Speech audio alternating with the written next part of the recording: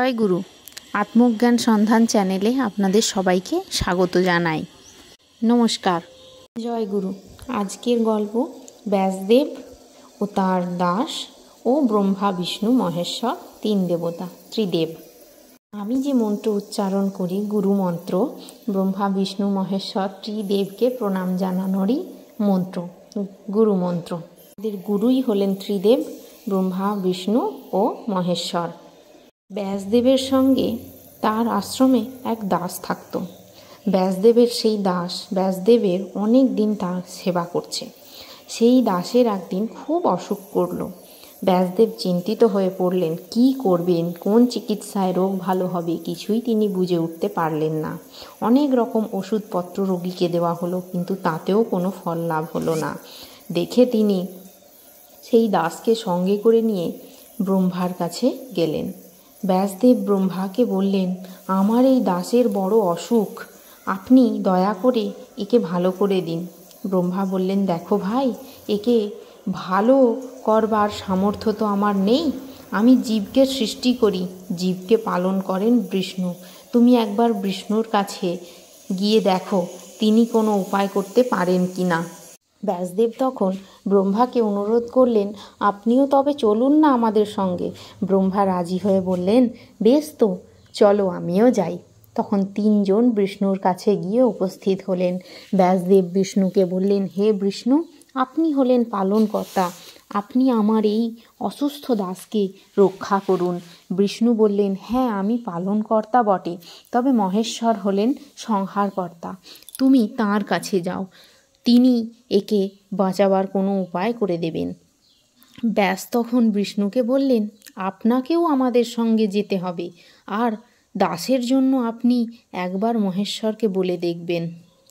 তখন ব্যাসের সঙ্গে ব্রহ্মা আর বিষ্ণু মহেশ্বরের কাছে গেলেন। ব্যাস মহেশ্বরকে বললেন, হে মহেশ্বর, আমি আমার এই দাসের জীবন রক্ষার জন্যে আপনার কাছে এসেছি, আপনি একে রক্ষা করুন। ব্রহ্মা বিষ্ণু এমন সামর্থ্য নেই যে তার রক্ষা করেন। দেখুন, তারাও আমার সঙ্গে আপনার কাছে এসেছেন দাসের প্রাণ ভিক্ষার অনুরোধ জানাতে।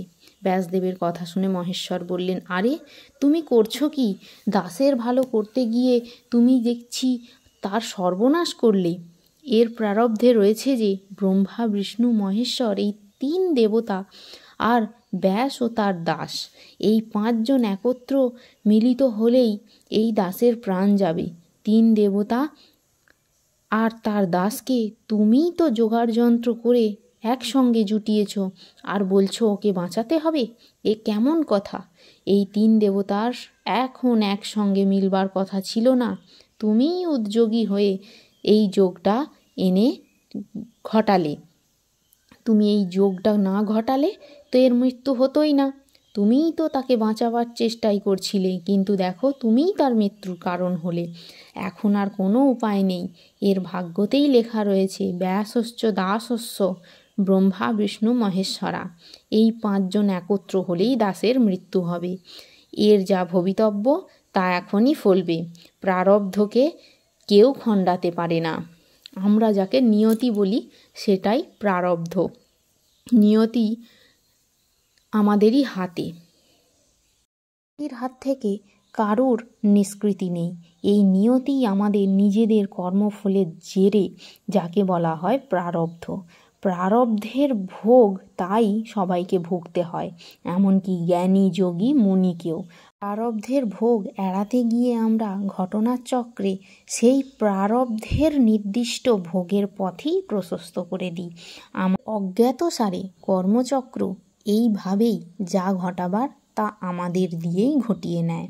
নিয়তিকে কেউ খণ্ডাতে পারে না। আমাদের ভাগ্য যেমনভাবে তৈরি আগের থেকে হয়ে আছে সেইভাবেই থাকে, আমরা তাকে বদলাতে পারি না। আমরা চেষ্টা করি, যথাসাধ্য চেষ্টা করি যে এই জিনিসটাকে আমরা বদলে ফেলবো, কিন্তু ভগবানের কাছে যেটা হয়ে আছে সেইটা আমরা কখনোই পাল্টাতে পারবো না। নমস্কার।